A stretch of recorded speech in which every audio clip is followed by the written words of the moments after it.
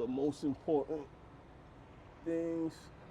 Gotta make sure them tires good. Kyle Royster has been an independent truck driver for 2 years. Got more freedom. Like, you get to travel, get to see different things. He owns his rig and is always on the go. Depending on how far we're going, if we're not going too far, we can knock out a good 3 to 4 loads if we're not going that far.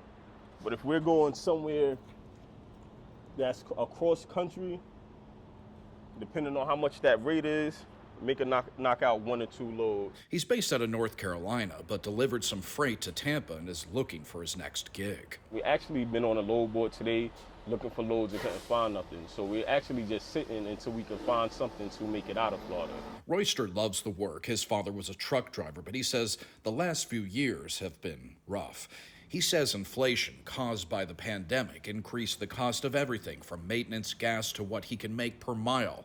His profit margins are tight. That load a couple years ago may have been a load for $3.50 a mile, but now that same load may be $1.50 a mile, and they lowering the rates, but still the fuel and everything is going up. So that's how a lot of owner-operators is struggling right now because of that. He's selective on the jobs he takes, making sure they're worth the trip and the compensation. Try not to go too many miles and just try not to take cheap rates. Inflation peaked at more than 9% in 2022. The current rate has dropped down to just over 3%. But fuel is still costly. Royster spends nearly $1,000 to fill up his truck. And it all depends on how far I'm going, if I'm trying to stay local or if I'm going a little bit further. So it all depends.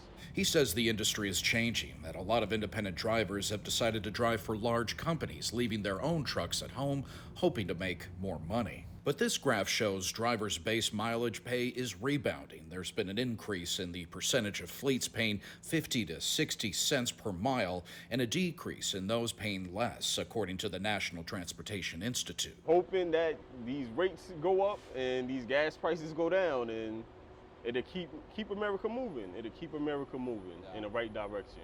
Despite the challenges of tight margins, Royster says he's doing his best to be efficient, pinching pennies when necessary to stay on the road. Jeff Van Sant, Spectrum News.